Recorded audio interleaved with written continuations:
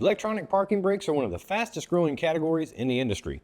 And in this episode of the NAPA Echlin Professional Education Series, we're going to explain why service opportunities are growing and also explain why these parts are more important than you may think.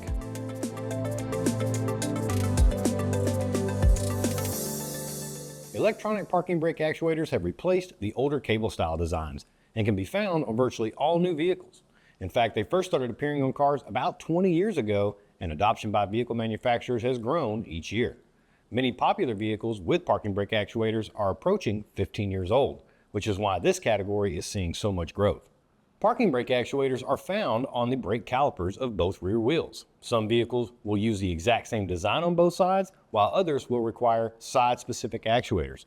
Regardless, whenever you are talking to a customer about one, it's a good idea to confirm the location. The performance of these components is actually far more important than most people realize, as they do more than just help a vehicle stay stopped.